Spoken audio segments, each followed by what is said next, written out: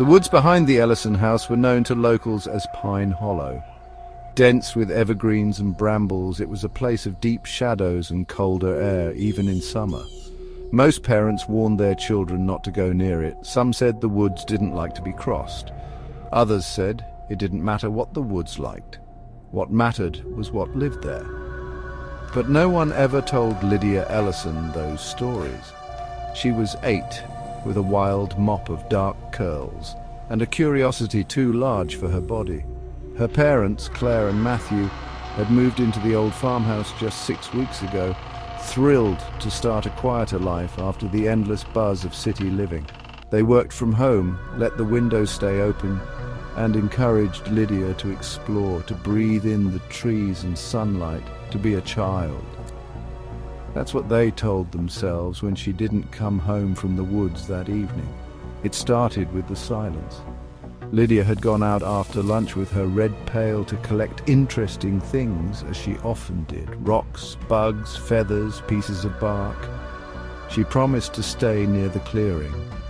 Claire remembered clearly kissing the top of her head and reminding her to be back by 4. At 4:30, Claire called out. At 5, Matthew walked through the woods with a flashlight, despite the day's waning light. At 7, the police arrived.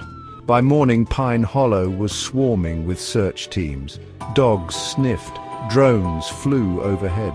People shouted Lydia's name, but by noon all they found was the red pail. It sat in a patch of moss, still upright, filled with twigs and stones, and beside it, nestled like it had always been there, was a doll. She was about 1 foot tall, carved of wood and covered in crumbling, dirty cloth. Her face was crudely painted, eyes too large and round, lips in a frozen smile. Her arms were jointed like a puppet's, and when Matthew picked her up, the doll's head lolled back and forth unnaturally. Officer, she must have dropped it, or maybe found it and carried it around. Claire stared at the doll for a long time. Claire, no, Lydia didn't have a doll like that. That night, the dolls sat on the kitchen table, staring at them while they argued. Matthew, she touched it. It's the last thing we have of hers. Maybe it's important. Claire, it's wrong, Matt. It doesn't feel like a toy. It feels like something else. Despite her objections, the doll stayed. But by the second night, things began to change. Claire awoke just after 3 a.m. to the sound of a wooden knock. Tap, tap, tap. She sat up, heart pounding, and followed the sound downstairs. The doll had moved. It now sat in a different chair, its head twisted toward the hallway. The kitchen clock had stopped. The air was freezing. She was about to go back to bed when she heard a voice. Small, thin, familiar. Lydia, Mommy? Claire spun around. No one, but then, Lydia, Mommy, I'm cold. It was coming from the doll. The next morning, Claire told Matthew. He laughed uneasily. Matthew, you've barely slept. You're grieving. You miss her. Of course you heard her voice. Claire almost believed him. Almost. Until she watched the doll's mouth move. They took it to experts. Doll collectors, antique appraisers. One man wouldn't even touch it. Expert, burn it. That's not a doll. That's a vessel. But Claire refused, because now Lydia was talking, sometimes in whispers, sometimes in cries. One night she even sang. It was a lullaby Claire used to hum while brushing Lydia's hair. They were brief moments, sometimes seconds, sometimes minutes, but they were unmistakable. And every time it happened, Claire would grab the doll, hold it to her chest and beg for her daughter to come back. And once, just once, the doll hugged her back. By the 3rd week, Claire stopped leaving the house. She cradled the doll, rocked it, read to it. Lydia responded more and more often, until she began begging. Lydia, help me. It's dark here. I don't like it. Claire, where are you, baby? Lydia, in the roots. Claire and Matthew returned to Pine Hollow with shovels. They dug near where the pail had been found, pushing through tangled weeds and ancient bark. At midnight, Claire's shovel hit something hard, not a body. A door, old iron-ringed, embedded in the ground.